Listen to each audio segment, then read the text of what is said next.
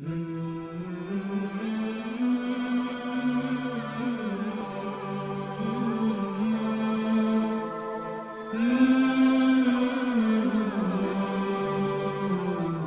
اللہ الرحمن الرحیم نحمدہ ونصلی علی رسولہ الکریم۔ سوال ایک آیا ہے جس میں تھوڑا سا اختلافی ہے، لیکن چونکہ ہم اہل سنت والجماعت ہیں اور ہم اپنا موقف بتا دیں گے، باقی جس کی جو رائے ہو وہ اپنی رائے کے مطابق عمل کرے۔ ہماری اس میں رائے کیا ہے ہم انشاءاللہ تعالی اس میں آپ کو بتا دیتے ہیں۔ تو سوال یہ ہے کہ نبی اکرم صلی اللہ علیہ وسلم اور تمام انبیاء علیہم السلام کیا اپنی قبروں میں حیات ہیں، اور ان کی حیات کیسی ہے، اور کیا دنیا کے ہی مشابہ ہے یا کیا ہے؟ ٹھیک ہے، تو اس میں جو ہمارا اہل سنت والجماعت کا اجماعی عقیدہ ہے، اجماعی عقیدہ وہ یہ ہے کہ تمام کے تمام انبیاء علیہم السلام اپنی اپنی قبروں میں جسد مبارک کے ساتھ زندہ ہیں۔ جس طرح جسد کا مطلب ہوتا ہے جسم، اور ان کے جو جسم ہیں وہ بعین ہی اپنی اپنی قبروں میں محفوظ ہیں، اور ان کے جسموں کو قبر کی مٹی نہیں کھا سکتی۔ تو اللہ تعالیٰ نے جسم کے اوپر، زمین کے اوپر حرام کر دیا ہے کہ وہ انبیاء کے اجسام کو کھائے۔ تو اس کے آگے میں دلیل بھی بتاتا ہوں کہاں پر ہے یہ۔ تو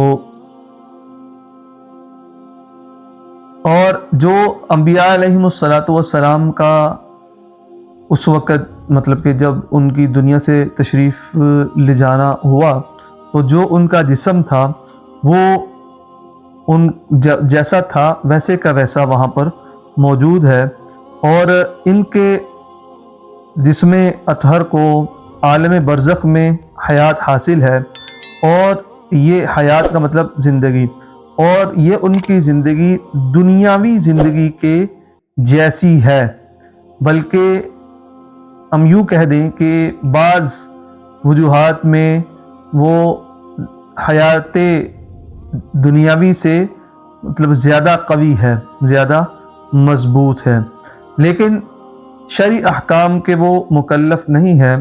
شرعی احکامات مطلب کہ نماز، روزہ، یہ نہیں ہے۔ اور انبیاء علیہ السلام کی جو برزخی حیات ہے وہ بھی باقی تمام لوگوں کی جو برزخی زندگی ہے، دیکھیں 3 طرح کے عالم ہوتے ہیں، ٹھیک ہے۔ ایک ہوتا ہے عالم دنیا، ایک ہوتا ہے عالم برزخ، اور ایک ہوتا ہے عالم آخرت، اور اس سے پہلے عالم ارواح بھی ہے۔ تو اسی لیے فرماتے ہیں الحمدللہ رب العالمین، تمام تعریفیں اللہ تعالیٰ کے لیے ہیں جو تمام عالموں کا رب ہے، تمام عالم۔ تو اللہ تعالیٰ کے جو انبیاء علیہم السلام ہوتے ہیں، ان کی زندگی برزخی جو زندگی ہوتی ہے عام لوگوں کی، ان سے زیادہ قوی ہے۔ جو دنیاوی زندگی ہے ان کی جو زندگی وفات کے بعد ہے انبیاء علیہ السلام کی، تو دنیاوی زندگی عام لوگوں کی جو دنیاوی زندگی ہے اس سے یہ زیادہ بعض وجوہات میں قوی ہے، ٹھیک ہے۔ کیونکہ وہ سب اللہ تعالیٰ کی ذات اور اللہ تعالیٰ کی صفات کے مشاہدہ میں مشغول ہیں، اور مختلف قسم کی عبادات کرتے رہتے ہیں۔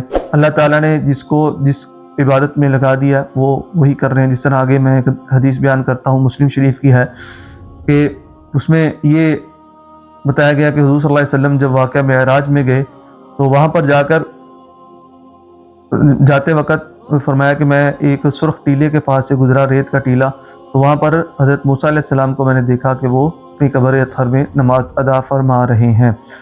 تو مختلف قسم کی عبادات میں مشغول ہیں۔ یہ ضروری نہیں ہے کہ سب نمازوں میں ہی مشغول ہوں گے، یہ میں نے عرض کر دیا ہے، بلکہ ممکن ہے کسی کو یہ مشاہدہ بصورت نماز ہوتا ہو، کسی کو بصورت تلاوت، کسی کو کسی اور طریقے سے، لیکن یہ سب کے سب انبیاء علیہ الصلوۃ والسلام یہ اللہ تعالیٰ کی ذات اور صفات کے مشاہدہ میں مشغول ہیں۔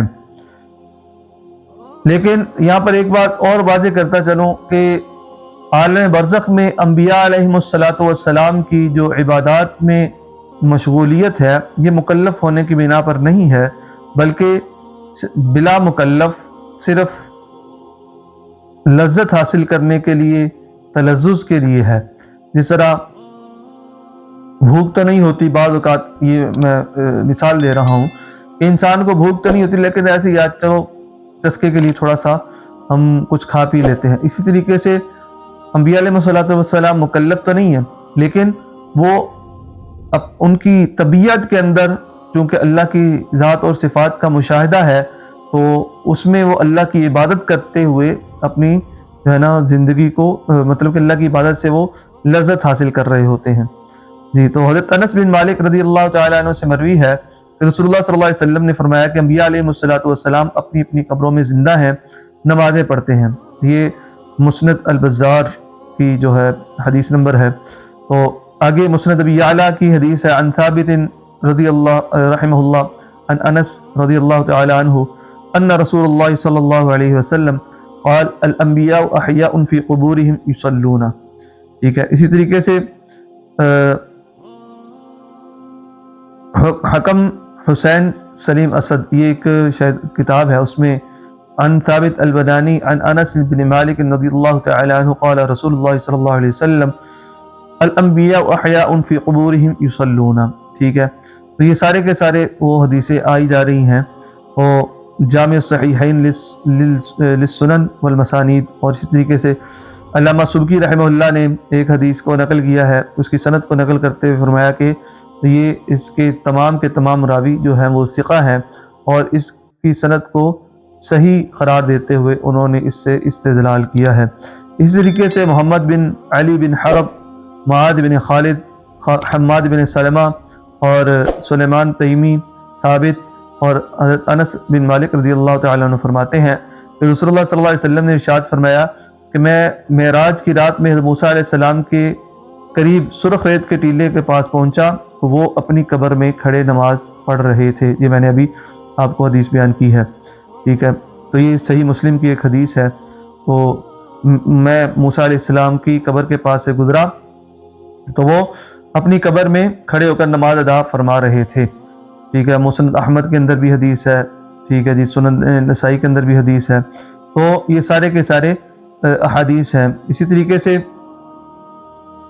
ایک روایت ہے کہ اللہ تعالیٰ نے ان اللہ یحرم علی الارض ان تأکل اجسام الانبیاء ان تأکل اجسام الانبیاء فنبی اللہ ان نبی اللہ حی یصلون۔ ٹھیک ہے، اور اللہ نے 4 قسم کے لوگوں کے لیے جو ہے نا اپنے مقربین ہونے کا ارشاد فرمایا ہے، انبیاء، صدیقین، شہداء اور صالحین۔ تو اس میں شہید کا جو درجہ ہے اللہ تعالیٰ نے قرآن پاک میں فرمایا وَلَا تَقُولُوا لِمَنْ يُقْتَلُ فِي سَبِيلِ اللَّهِ أَمْوَاتٌ بَلْ أَحْيَاءٌ وَلَكِنْ لَا تَشْعُرُونَ۔